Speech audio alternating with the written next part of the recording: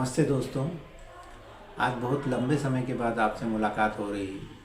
उसके लिए मैं आपसे बहुत क्षमा प्रार्थी हूँ, क्योंकि मैं कई समय से वीडियो नहीं जारी कर पा रहा था और उसका कारण ये था कि कुछ मेरे सोशल ऑब्लिगेशन थे जिसमें मैं इंगेज था और कुछ पारिवारिक व्यस्तताएं भी थीं।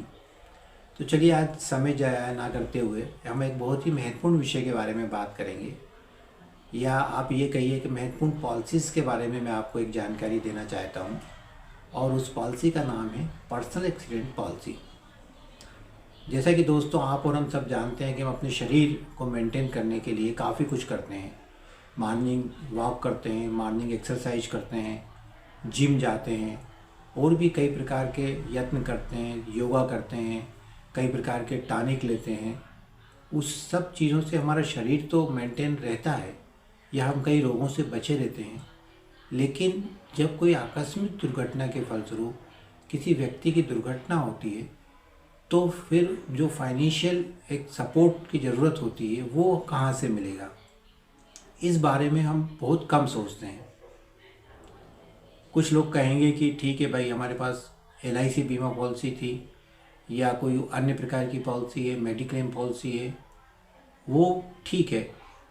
परंतु इसके अलावा भी समाज का जो गरीब तबका है, लोअर क्लास है, या जिनके पास बहुत ज़्यादा प्रीमियम देने के लिए नहीं है, उनके पास क्या उपाय है? उसका एक ही उपाय है, पर्सनल एक्सीडेंट पॉलिसी। हमारे देश में दुर्घटनाओं की दर बहुत तेज़ी से बढ़ रही है और उसमें कई बार पीड़ित व्यक्ति को समुचित मुआवजा नहीं मिल पाता। TP केस के लिए भी कोर्ट में लंबे समय तक 10-10 साल 8-8 साल इंतज़ार करना पड़ता है जब हमको कंपनसेशन मिलता है।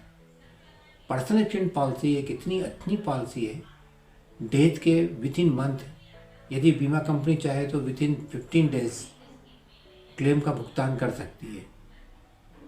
तो चलिए हम जानते हैं कि पर्सनल एक्सीडेंट पॉलिसी होती क्या है। कभी भी किसी बाहर कारणों से यदि दुर्घटनावश व्यक्ति की मृत्यु होती है तो वो पर्सनल एक्सीडेंट पॉलिसी कवर करती है। बाहरी कारण क्या होते हैं? बाहरी कारण होते हैं कोई भी मोटर एक्सीडेंट या किसी अन्य प्रकार की दुर्घटना, जैसे कि सांप का काट लेना, किसी जानवर का काट लेना, या पहाड़ी से गिरकर मर जाना, या और भी अन्य प्रकार की दुर्घटनाएं जो आए दिन हमारे यहाँ होती रहती हैं। इवन इसमें पर्सनल एक्सीडेंट पॉलिसी मर्डर भी कवर करती है। ये मैं आपको कवरेज के बारे में बताया। अब इसके बाद हम देखते हैं कि इसके मेन फीचर्स क्या हैं। मेन फीचर में पर्सनल जो हम कवर करते हैं, मतलब पर्सनल एक्सीडेंट पॉलिसी जो कवर करती है वो होता है death, permanent total disablement, permanent partial disablement और temporary disablement. Personal accident policy mainly ये 4 फीचर्स कवर करती है। डेथ आपको मालूम ही है, डेथ के बाद क्या होता है। डेथ के बाद कैपिटल सम इंश्योर्ड जो भी होता है वो पीड़ित व्यक्ति की उत्तराधिकारी को मिल जाता है। मान लीजिए 5 लाख का सम इंश्योर्ड है या बीमित राशि है तो 5 लाख उसके उत्तराधिकारी को मिल जाएगा। परमानेंट टोटल डिसेबलमेंट क्या होता है? परमानेंट टोटल डिसेबलमेंट मतलब आपके शरीर के दोनों अंग की हानि होती है। मान लीजिए किसी व्यक्ति की दुर्घटना में दोनों शरीर के दोनों अंगों को काटना पड़ता है। मान लीजिए दोनों हाथों को काटना पड़ता है या एक हाथ एक पैर को काटना पड़ता है, तो वो परमानेंट डिसेबलमेंट की श्रेणी में आता है। उस दशा में कैपिटल सम इंश्योर्ड जो रहता है, मान लीजिए 5 लाख है तो पूरा 5 लाख पीड़ित व्यक्ति को दे दिया जाता है। पार्शियल टोटल डिसेबलमेंट क्या होता है? उसमें शरीर की किसी एक अंग की हानि को इंश्योरेंस पॉलिसी कवर करती है। जैसे मान लीजिए किसी का एक हाथ कट जाता है या एक पैर कट जाता है तो कैपिटल सम इंश्योर्ड जो होता है उसका 50% इंश्योरेंस कंपनी कंपनसेशन के रूप में पीड़ित व्यक्ति को प्रदान करती है। चौथा होता है टेम्परेरी डिसेबलमेंट। किसी दुर्घटना के फलस्वरूप यदि डॉक्टर एडवाइस करता है कि इसको 3 महीने का बेड रेस्ट लेना है, 3 महीने इसको ड्यूटी पे नहीं जाता, तो लॉस ऑफ इनकम या लॉस ऑफ पे जो भी होता है उसका कंपनसेशन बीमा कंपनी वीकली कंपनसेशन के रूप में पीड़ित व्यक्ति को प्रदान करती है। तो हमने ये देखा दोस्तों, इसके अलावा इसमें काफ़ी सारे एडिशनल कवरेज भी होते हैं, जैसे कि एम्बुलेंस सर्विसेज का पैसा मिलता है और फिनरल के जो एक्सपेंसेस होते हैं वो मिलते हैं। इस प्रकार के एडिशनल काफ़ी सारे कवरेज भी इसमें शामिल होते हैं।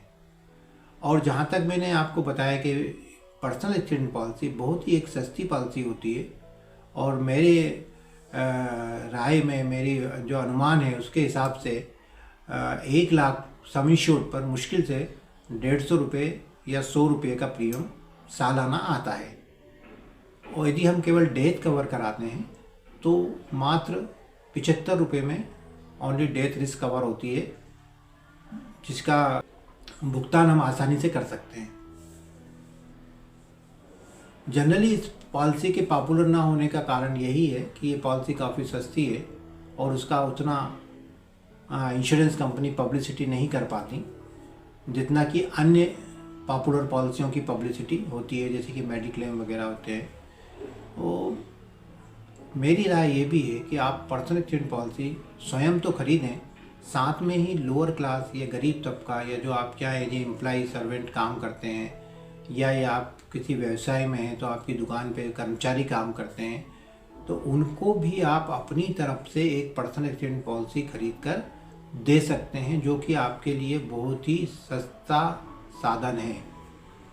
सस्ता साधन मीन्स आपको मात्र 1 लाख की पॉलिसी यदि आप उसको खरीद कर दे रहे हैं तो मुश्किल से आपको 150 रुपये खर्च करना पड़ेगा 1 साल के लिए, लेकिन उसका पूरा परिवार आपका अनुग्रहित रहेगा इन केस यदि कोई उसको एक्सीडेंट से गुजरना पड़ता है तो, या आपके जो इंडस्ट्री है, या आपकी फैक्ट्री है, या आपके शॉप है, उसके कर्मचारियों को आप ग्रुप में कोई पॉलिसीज़ देते हैं, अच्छा एक सम इंश्योर्ड लेके 5 लाख या 10 लाख जैसा भी एम्प्लॉई का एनुअल इनकम है उसके अकॉर्डिंगली, तो कोई एक्सीडेंट होने पर तुरंत ही उसको मुआवजा मिलने की संभावना रहती है।